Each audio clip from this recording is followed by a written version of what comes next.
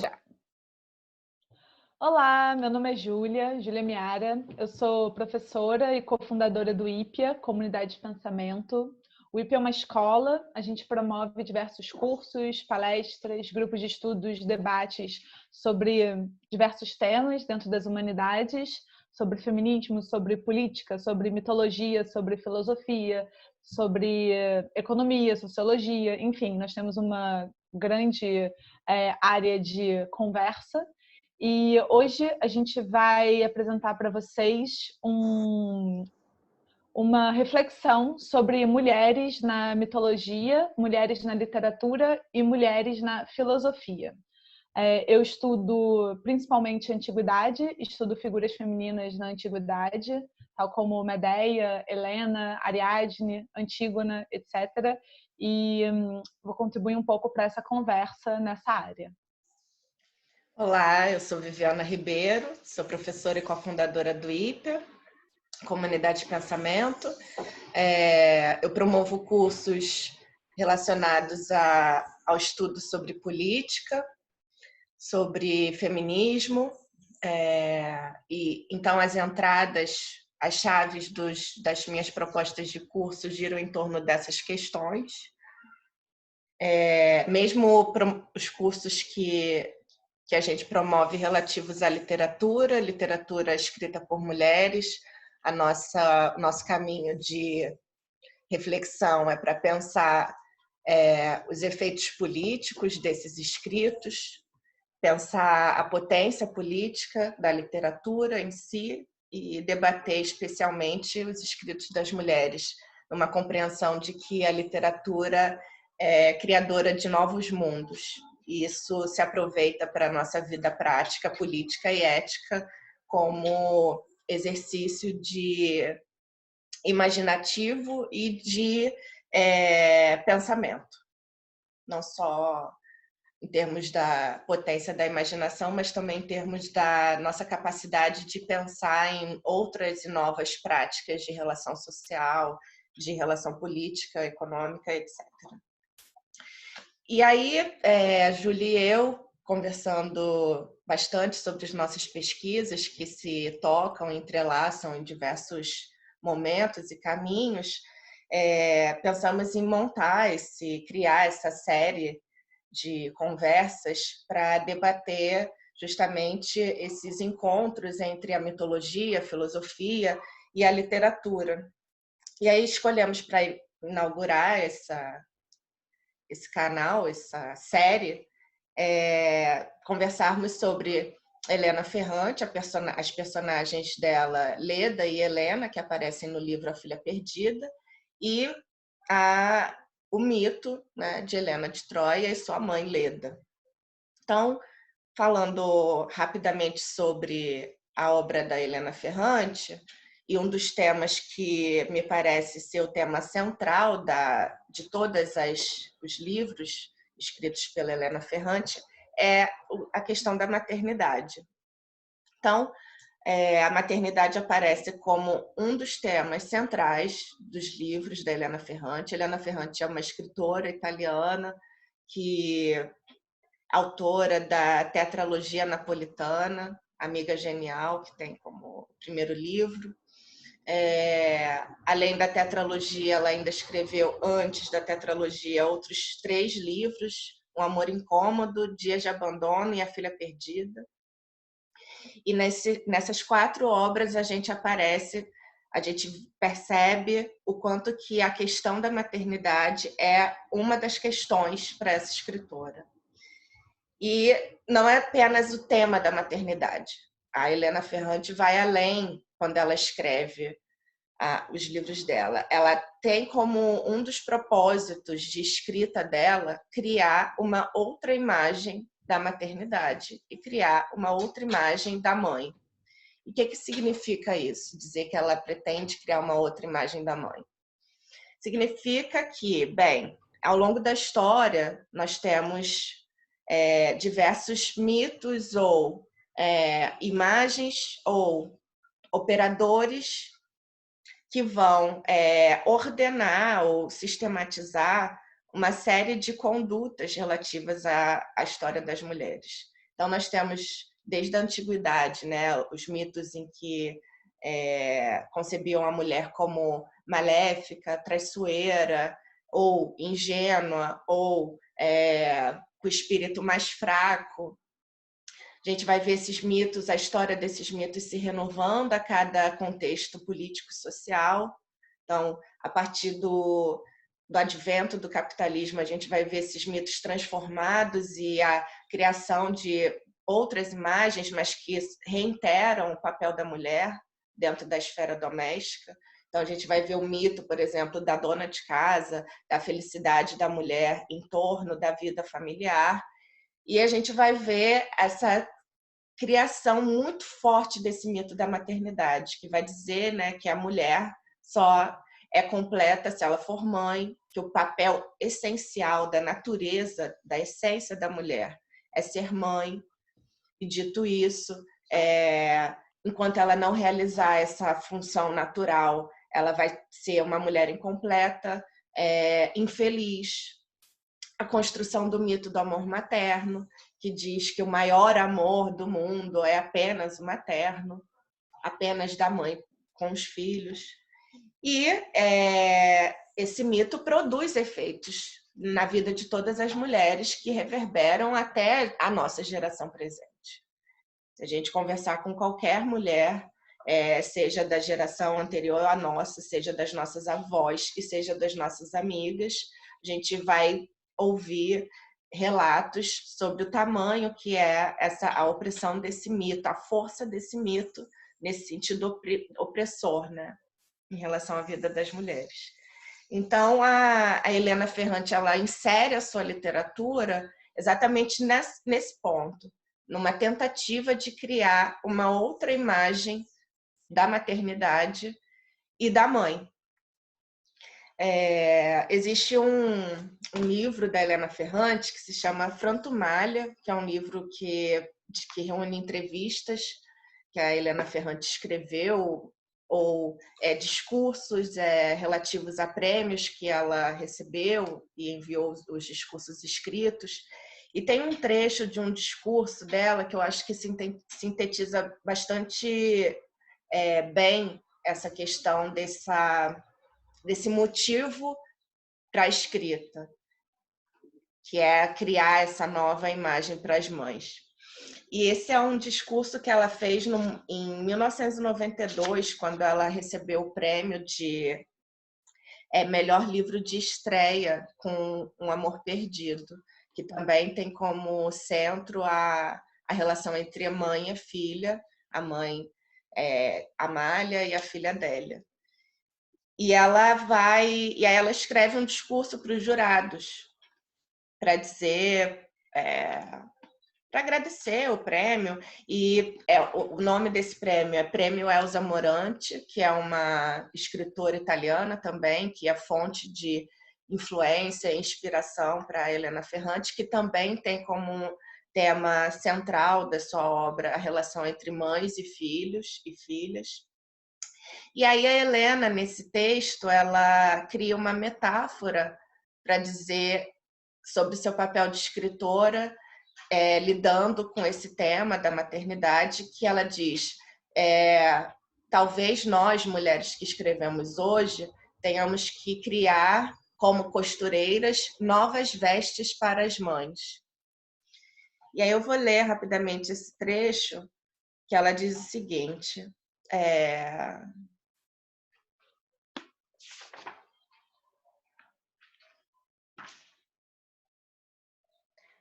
parece-me muito significativo que ninguém deve pensar que as mulheres têm idade, que elas têm corpos, como se fossem uma massa informe, com uma única idade, a velhice.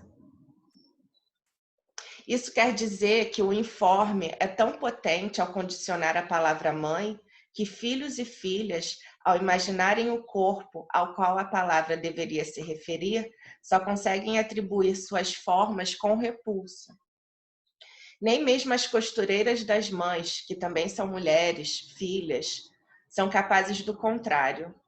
Aliás, por hábito, de maneira irrefletida, Elas, as costureiras, cortam sobre o corpo de uma mãe panos que eliminam a mulher, como se a segunda fosse uma lepra para a primeira. Fazem isso, e assim a idade das mães se transforma em um mistério sem importância, e a velhice se torna sua única idade. Só pensei de modo consciente nessas costureiras das mães agora, enquanto escrevo, mas elas me atraem muito, em especial se as associo a uma expressão italiana que sempre me causou curiosidade desde criança. A expressão é cortar os panos sobre o corpo. Maldizer. Eu imaginava que essa expressão escondesse um significado pérfido, uma agressão maliciosa, uma violência que rasga as roupas e desnuda escabrosamente, ou, ainda pior, uma arte mágica que é capaz de delinear o corpo até a obscenidade. Hoje, esse significado não me parece pérfido, nem escabroso. Pelo contrário, apaixona-me a conexão entre cortar, vestir, dizer. E acho emocionante o fato dessa conexão ter dado origem a uma metáfora de maledicência.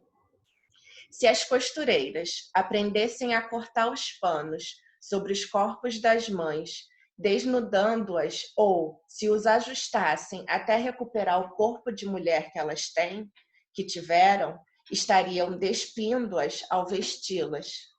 E seus corpos, sua idade, não seriam mais um mistério sem importância.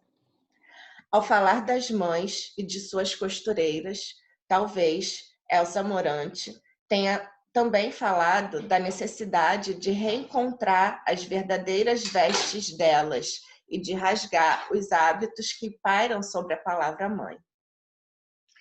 Então, a Helena extrai, né, da Elsa Morante essa ideia das costureiras das mães e ele se apropria como um propósito da própria escrita literária. Daí essa importância central com qual esse tema aparece nas obras.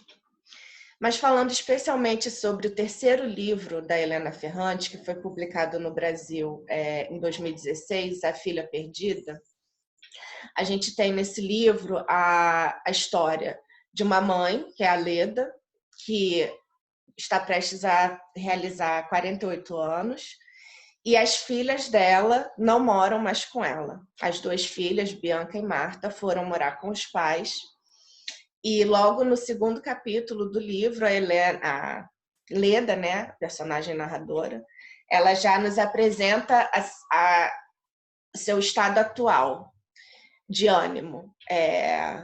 Agora, ao estar sozinha, sem as minhas filhas, parece que pela primeira vez as pus no mundo verdadeiramente. E aí a gente vai acompanhar essa narrativa da Leda,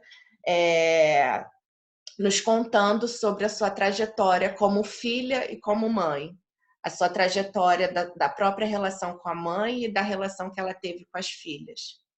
E a Leda é uma professora universitária, eu considero também bastante importante esse elemento. A gente vê, aliás, não só na literatura da Helena Ferrante, mas presente na literatura de muitas mulheres que escrevem, essas personagens que são professoras universitárias, que também é um outro tema central para as mulheres que escrevem, que são as mulheres que conseguem, conquistam o direito à educação, e o quanto que a educação é um lugar de bastante preciosidade para a vida das mulheres, não só das mulheres personagens, mas para a nossa vida, né, de todas nós.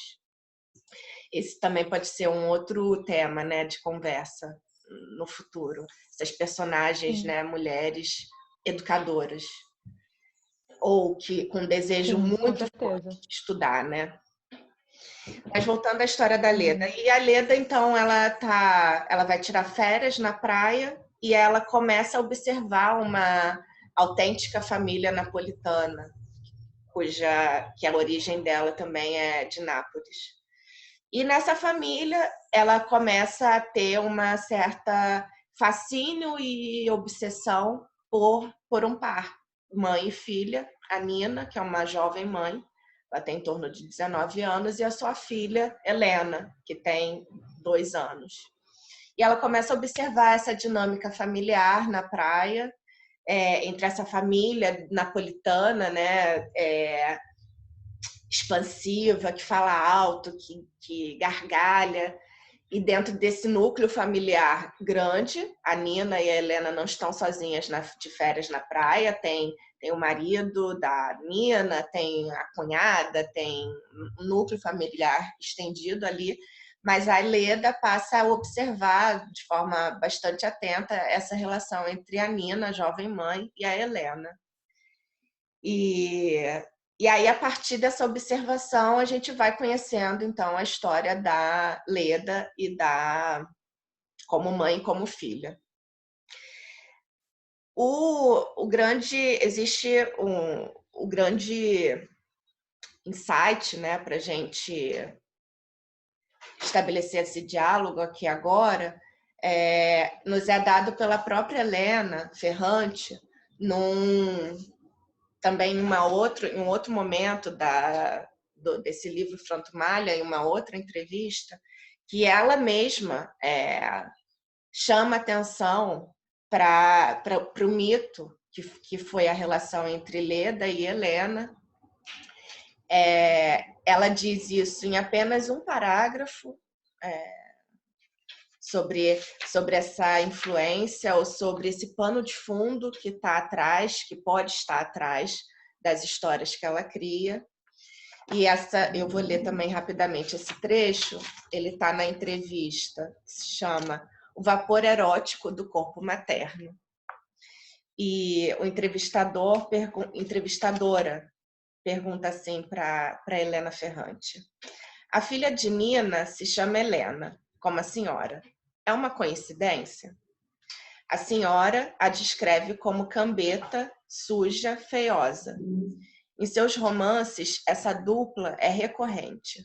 Uma mãe bonita, sensual, capaz de emanar um vapor encantado, e uma filha apagada, fria, em veias de metal, na qual a mãe tenta fugir.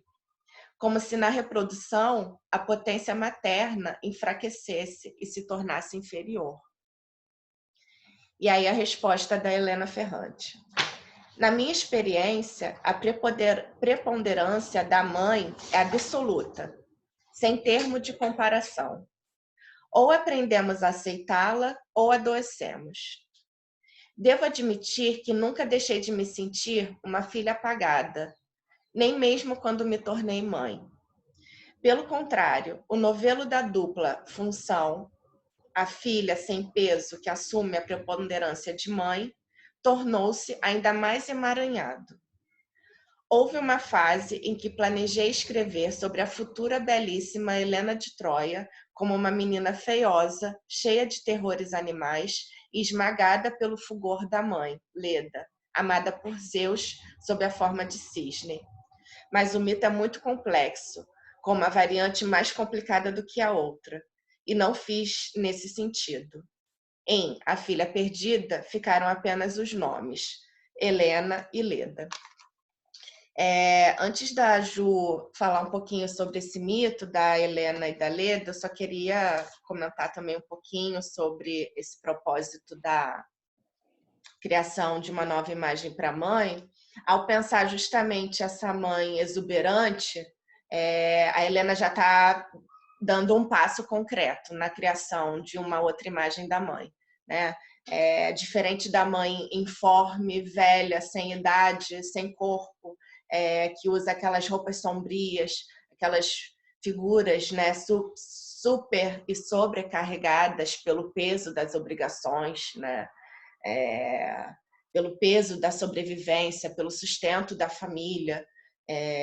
Então, a Nina, ela já é uma expressão nesse sentido, né? É uma mãe jovem, exuberante, bonita, que, ao contrário, ela é como se a cada dia da relação dela com a filha Helena, ela fosse se desgastando.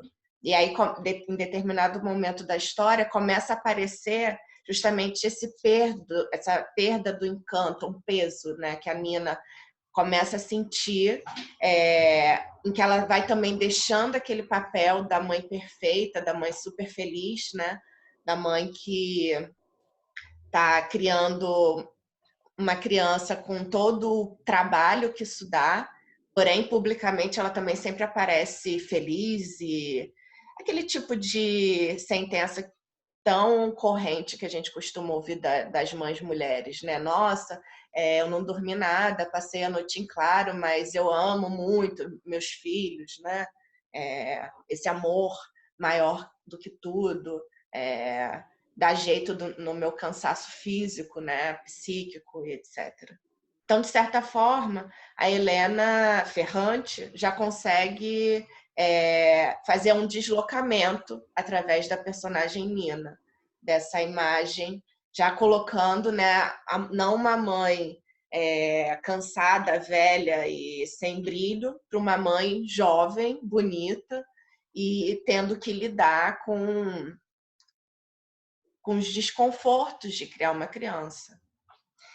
E eu acho que também uma outra questão que a gente pode discutir um pouquinho, Ju, é o aparecimento, né, dessas personagens, Helena. A gente vai ter também na tetralogia a Helena Greco, que é a personagem narradora da história, e a própria escolha do pseudônimo ou heterônimo, né, com o qual a Helena Ferrante escolheu assinar suas obras, que é o nome Helena também. Então, de certa forma, talvez a Helena Ferrante esteja o tempo inteiro tentando recriar essa história da relação entre mitológica da Leda e da Helena de Troia. Aí você podia falar um pouquinho, né, sobre esse mito para a gente pensar em que medida que a Helena Ferrante conseguiu estabelecer, né, ou recontar essa história. Sim, sim, Vivi. E, enfim, para todo mundo que está ouvindo a gente, né, o que eu vou fazer agora é contar um pouquinho sobre a história mitológica, né, que diz respeito a Helena de Troia, Helena de Esparta e a sua mãe Leda. Então, eu vou retornar um pouco nesse mito para a gente entender. Mas é muito curioso, né, Vivi, como você já estava falando, que a Helena Ferrante, que vai ser essa grande autora dos nossos tempos, uma autora que vai também se esconder sob o nome Helena, e a Helena Ferrante, ela moveu num afeto coletivo muito forte, né? Sim. Ela escreve essas histórias sobre as mulheres, ela escreve a história sobre, né, a Nina, essa jovem mãe que vai ficando exausta e consumida por ter que interpretar um papel de mãe perfeita, né? Também, além da própria maternidade.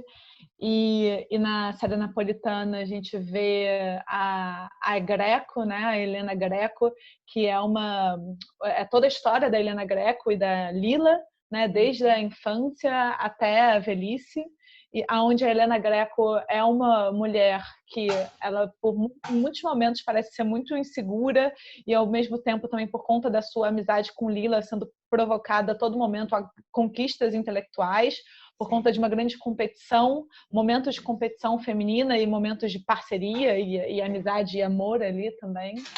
E a Leda, né, a figura da Leda, a figura universitária, e por último, mas muito evidente, a própria Helena Ferrante, ser uma Helena.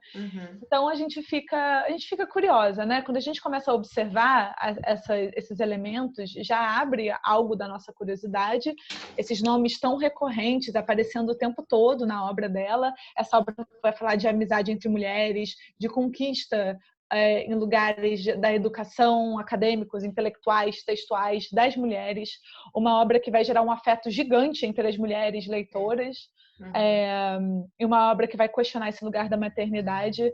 Então, quando a gente encontra esse momento, esse pequeno parágrafo nessa entrevista, onde ela fala que de fato existe uma leitura ali que ela fez, né? Algo resistiu, algo do mito chegou até ela, é importante a gente ver o quê? E que mito é esse, né? O que mito é esse? Do que ela está falando? O que é esse suporte da história antiga que vai alimentar de muitas formas o trabalho dela, que é um trabalho essencial para nós mulheres e mulheres que estamos estudando feminismo, estudando política, enfim, como isso está relacionado. Então, é um pouquinho disso que eu quero falar, e para a gente entender melhor, eu vou contar um pouquinho do mito agora, né? Então, a gente tem a Leda, né, que vai aparecer em algumas obras, vai aparecer como professora universitária. A gente tem a Leda, e a Leda na mitologia, mãe de Helena de Esparta, que vai se tornar Helena de Troia. Helena, grande figura, famosa por ser a mulher mais bela do mundo. É curioso que a Helena Greco seja muito, muito insegura em relação à sua beleza, né? Sempre se comparando com a Lila, que é uma Vênus, né? Tem um momento que a Helena Greco fala, não, mas a Lila é uma Vênus, né? E é curioso, porque Vênus é a versão romana da deusa Afrodite, que no mito era a protetora de Helena, né? Então, é curioso toda essa ginástica literária mitológica que a Helena Ferrante faz. Mas a gente vai ter essa Leda, né, que vai ser a mãe de Helena, e Leda é uma rainha, né? Ela é uma figura, ela é uma mulher belíssima também. Ela é uma rainha, ou seja, ela tem um poder político, e ela é tão bela, e ela chama tanta atenção que Zeus, que é o senhor do Olimpo, o deus dos deuses, no panteão de deuses gregos, ele vai se encantar por Leda, e o Zeus, ele é ele é o princípio fertilizador na mitologia da terceira geração, nos Olímpicos, né? Ele é o princípio fertilizador, e ele tem muitos casos e se envolve com muitas mulheres, tanto mortais quanto deusas. Então ele vai se apaixonar por essa mortal, vai se apaixonar por Leda, e ele, na forma de um cisne, é muito comum na mitologia que os deuses, para se relacionarem com os humanos, se transformem em animais, né? Então, esse Zeus, na forma de um cisne, vai encontrar com a Leda, no momento que ela está se banhando num rio, e eles vão ter uma noite juntos, e dessa união vai nascer Helena, a mulher mais bela do mundo, filha de uma rainha espartana, poderosa, belíssima, com a maior das divindades masculinas, né, com o próprio Zeus, na forma de cisne. Então, Helena nasce dessa união, uma união entre mortais, entre uma mortal e um imortal, e ela tem todo um processo antinatural de existência, né? Primeiro, ela é filha de uma divindade. Em segundo lugar, ela vai chamar muito a atenção desde a infância pela sua beleza descomunal. Então, a gente tem várias narrativas falando que Helena, pré-púber e ainda uma pré-adolescente, ela vai começar a chamar a atenção dos homens, ela vai ser sequestrada diversas vezes, porque ela vai causar... Olha que curioso, é como se ela causasse... Ela vai, desde a infância, ser considerada responsável por um descontrole entre os homens, vai ser responsável pelo desafeto entre duas cidades grandes, Esparta e Atenas, porque o rei de Atenas, com seus 50 anos, vai sequestrar a jovem Helena, com 11, 12 anos, porque se apaixona por ela, e aí ela vai ser considerada responsável pela inimizade entre as duas cidades. E mais velha, né, vai ser considerada responsável pela inimizade entre Ocidente e Oriente, simbolizados por Grécia e Troia. A gente vai ter essa Helena que vai ser esse epicentro, essa catalisadora de ações enormes que vão acontecendo em torno dela, mas em muitos momentos na mitologia, né, a gente vai vendo que tem camadas e camadas e camadas dos mitos de Helena. Ela não é só belíssima e ela não é só uma catalisadora de conflitos, né? Ela também é uma figura politicamente importante, ela é rainha de sua cidade, e um elemento curioso é que ela é rainha por direito, né? O Menelau, o primeiro marido dela, vai se tornar rei pelo casamento, né? Então ela é a pessoa que tem direito sobre a cidade de Esparta, e ela vai crescer para se tornar essa rainha belíssima, a própria imagem da Afrodite na Terra, ou seja, uma mulher que vai ser vinculada